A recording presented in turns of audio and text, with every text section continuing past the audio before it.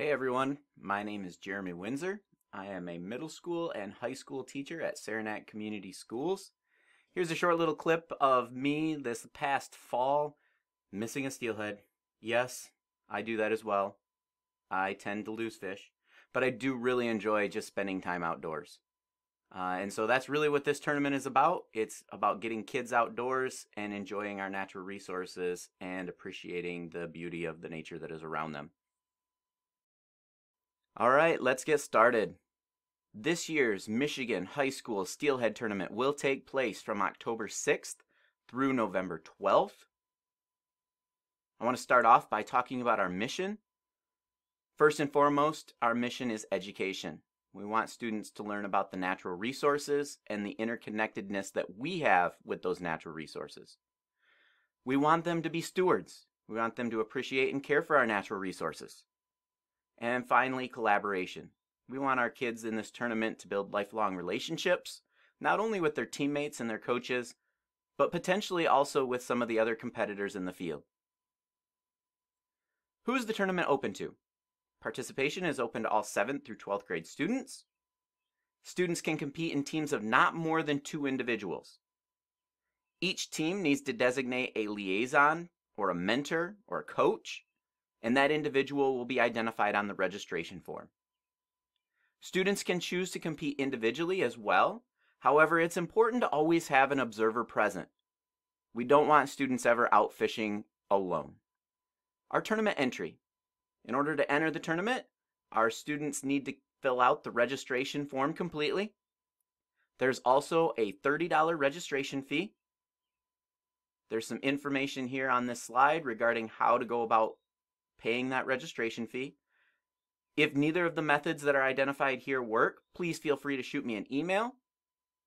I also think that it's important to recognize that entry fees are not used as a way to make money for this tournament. Rather, we are just trying to offset some of the costs that are associated with running it, like the purchase of bump boards.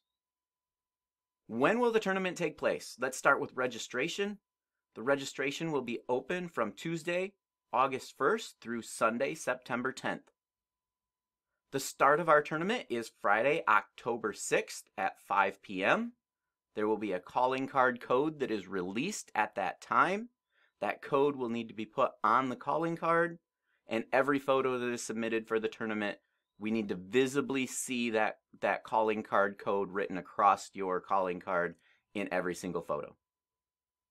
The end of our tournament is Sunday, November 12th at 12 p.m.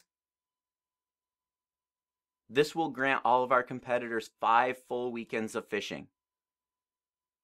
We did it with this length in mind just simply because fall oftentimes has the potential to have variations in weather or water levels. We want to make sure that our kids are selective about the dates and times that they're getting out on the water. We want them safe as they're out on the water. And so giving them extra time, we felt would be a very valuable thing as they make decisions on when to go and what times maybe even the migrations of fish into the rivers are taking place. That might determine, when they decide to go out on the water. Where is the tournament taking place? Our tournament is statewide. All rivers and streams are open to fishing. Please also recognize that there are a number of smaller tributaries that close at the end of September. I've added links into this slide so that you can kind of take a look at those streams that are closed versus open. You need to do a little bit of research. It's the responsibility of each competitor to follow the DNR rules and regulations while they're out on the water. I also left a link to the DNR regulation maps for your usage. This can be found on our tournament website. Again, our calling card code will be released at 5 p.m. on Friday, October 6th, and that starts our tournament. That code must be visible on all submitted images. I think it's important to recognize that we like extra photos. Take a photo and then zoom in on the tail end of that fish so that we can see the length on the bump board. We did have a situation last year where photos were taken and they were grainy and blurry, and it was really hard to make out what the overall length of that fish was based on the photos that were submitted. It's going to be judge discretion. So please understand that based on the photos that you submit, the judges are going to make a discretional statement as far as what the awarded length is. So let's take a little bit of time to review our rules. Students must fish in Michigan streams. All competitors that are over the age of 17 must have a valid Michigan fishing license. Please make sure that you do so. The purchasing or bartering for information about locating or catching fish, including but not limited to GPS waypoints and the hiring of fishing guide services, is not permitted. This includes by contestants, coaches, or anybody working on the team's behalf. You may not pay a boat captain for their services. Violations of this rule could result in disqualification. Teams can, however, reimburse the boat captain for the actual fuel and travel expenses related to the tournament. I know last year I took a lot of kids out on my own boat. It costs money to put fuel inside the boat. It costs money to get captains to specific locations. Please feel free to reimburse the cost of gas. Those captains may end up saying that they don't want it, but I think it's important to recognize that sometimes when some of those expenses pop up, I think it's perfectly fine for you to be able to reimburse for some of those just general expenses. You cannot pay or hire a boat captain for their time or knowledge, though. We want you to be the captain. We want you to do your research. We want you going out, looking at some of the resources that our Department of Natural Resources has available, learning a little bit using the internet or just general knowledge and talking to other people. Go into some bait shops and have some conversations with the guys that run the bait shops or the women that run the bait shops. Let them know what you're doing. Get out and do some kind of action research. This is another one that I think is important. All competitors must cast and retrieve their own line during competition. So coaches, mentors, liaisons, you may help set lines for the purpose of trolling or plugging. But we're looking for the kids to remove the pole, set the hook. We're really looking for kids to get in the swing of actually casting. I do understand that sometimes there's a situation where, a good run is, getting regular hits, and maybe the mentor, the coach is sitting there and like, man, we're getting hits in this run, and maybe I've hooked a couple. I understand that if we got really young kids that we're trying to get them on the water and we're trying to get them a little bit of action, please do your very best, coaches, mentors, to allow these students the opportunity to go through the series of casting, setting the hook, reeling in the fish on their own. Only steelhead will count towards competition standings. You cannot fish the Great Lakes or other big lakes or ponds. And so we're talking about bodies of water that are attached to migratory river systems. Any of those larger lakes that are attached to migratory river systems are permissible, like Pere Marquette Lake or Manistee Lake. Anybody that is found in violation will be subject to disqualification and not allowed to participate in future events. I think the key here, student competitors and parents, is this is a competition, yes, but we are not looking for our kids to take the competition super serious to the point where they are not just enjoying the natural resources and spending time outdoors and really getting involved in the process of catching fish on their own. And so please be very selective in how you handle things while you're out on the water. Safety. With young people, I think it's important for us to take a little bit of time and talk about safety. Safe boating and wading must be observed at all times. Each contestant, coach, and boat captain on the water is required to wear a U.S. Coast Guard approved chest-type personal flotation device anytime a combustion engine is running. So if you're running a boat with a motor, put that life vest on. All boats must be equipped with emergency ignition shutoff devices that must be securely attached to the driver's body whenever that engine is running. All persons in the tournament boat shall remain seated while that engine is running and in gear. Safe boat conduct must be observed at all times by contestants, coaches, and boat captains. At the discretion of myself, the tournament director, tournament days may be shortened, postponed, or canceled due to unsafe weather or water conditions. Contestants, coaches, and boat captains may leave their boat and seek shelter in bad weather or when danger is imminent. Violation of any rules, again, may lead to disqualification. Big thing out here, coaches, liaisons, kids, let's be safe out on the water. We do not want to hear about situations where there's accidents that are happening or situations that are putting kids at risk. Let's be safe. Let's be mindful of our actions so that then we have some quality skills being transferred to the next generation.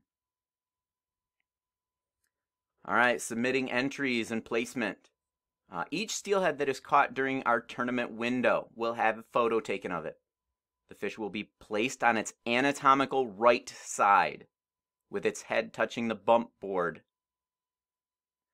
This will allow for the tournament to be a catch and release tournament if desired. If you want to take your fish home and you want to clean it, you want to cook it, you want to put it inside the smoker, that's perfectly fine. We are leaving this tournament open for catch and release. Photos will be submitted to the team's designated phone number. Currently, all teams, I'm going to give you my phone number. It's 989-807-0405. My email address is right there. Also, Mr. Windsor's Facebook page, classroom Facebook page is at Mr. Windsor's Classroom. Any of those, like you could submit through Messenger if you wanted. Any of those would be acceptable. There is the potential if our number of contestants gets really large, I've got a team of people on standby. They're actually my judges for the tournament.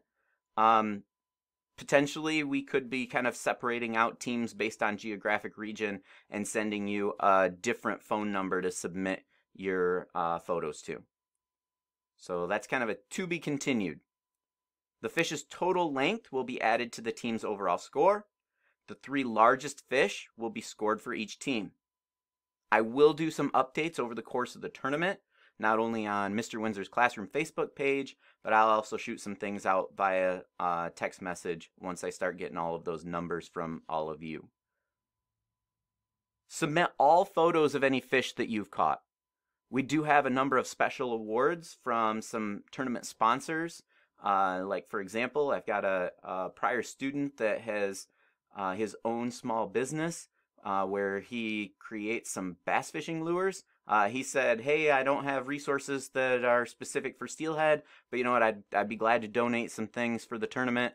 And so maybe you catch a 21, 22-inch smallmouth while you're out on the water, throw it on the bump board, get a photograph of it, submit it. You never know when a picture will get you some type of special award. Proper fish handling techniques. You are all encouraged to take photos holding your fish, like you see in the background of this slide. However, these photos are not used for your standing calculations. So feel free to take pictures like this, but they are not going to go into your overall standings. Wade anglers and watercraft anglers are highly encouraged to wear your personal flotation devices at all times. Anglers should handle fish with wet hands only. Do not use a towel unless you plan on taking that fish and consuming it. Be careful not to poke fingers into eyes, gills. Make sure you're fully supporting the body weight of the fish. If not held, your fish should be photographed in a rubber-coated, knotless landing net rather than laying on the dock, cooler, or the boat deck. Ensure the fish length using your tournament-issued bump board. Please make sure that you are using that tournament-issued bump board. We had a situation last year where we had a student that went out on the water with their mentor. They forgot their bump board. They submitted a whole bunch of pictures, and then unfortunately those pictures did not count because it was not on their tournament-issued bump board. So please make sure that you're taking your tournament-issued bump board along with your calling card with you anytime you are on the water. Do not place your fish on hot, dry boat surfaces. Prior to measuring your fish, dip the bump board in the water. And any large fish that are not going to be harvested should remain in the water as much as possible. in order to submit your photos, you are going to be taking a picture of that fish on your bump board. Again, it is going to be on the right anatomical side with the head touching the bump. So when you have the bump board set out, you will be able to read the manufacturer label as it's laying. The fish's front face and anatomical side will be down. Anatomical right side will be down. Its face will be touching the bump. Okay? Please also make sure that you're putting your calling card on that photo. We can see here in this image where that calling card is laid out. The code is identified across the front of the calling card. We can easily identify the length of this fish. We can see that it is touching the front of the bump. Okay? This picture right here, cool picture, but it's missing the calling card. Any fish that is submitted on the bump board without a calling card will not count. Another thing I want you to be very mindful of, your hand should not completely cover the fish. Okay? Do not put your hands in the picture where they are completely covering the fish. We should be able to see a strip of that individual fish from head to tail. Okay? So please make sure you're following those rules as you're taking pictures of your fish and submitting them. So how do you go about winning? The top 3 steelhead, rainbow trout, caught by each team will be scored.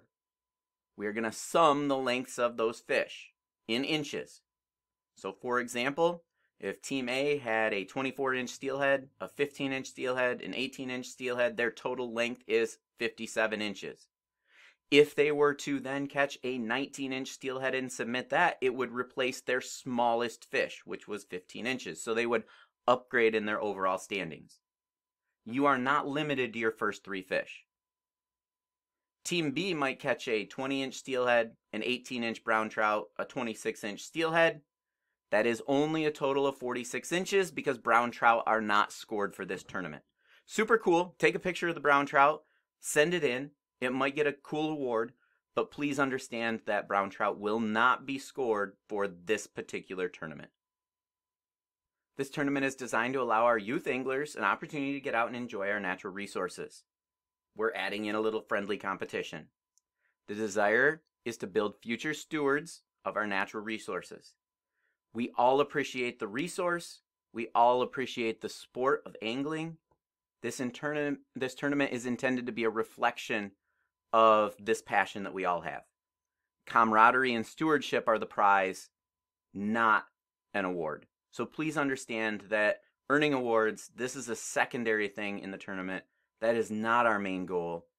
Our main goal is to get kids outdoors, get them angling with a mentor, get them learning with somebody else, give them an appreciation of our natural resources and the fish that live in them. So please, please, please understand that the tournament awards are secondary. Some of these relationships that you're building, mentors and coaches, is most important. I do want to take a little bit of time and recognize some sponsors for this year's tournament. Blood Run Tackle has come beside us this year, and they're doing all of our tournament shirt printing. Greg has been very supportive of what we're doing this year. He's even putting together a couple of grab bags for students that are entering the tournament. So super cool. Huge thank you out to him. Jay's Sporting Goods sent over 4 Steelhead rod reel combos that we're going to give away as some prizes during the tournament as well. And then Steelhead Slammer Lure Company shot us some actual spinners that again we'll be sending out during the tournament as well. So thank you sponsors. Thank you for making this tournament possible and valuing getting young people outdoors.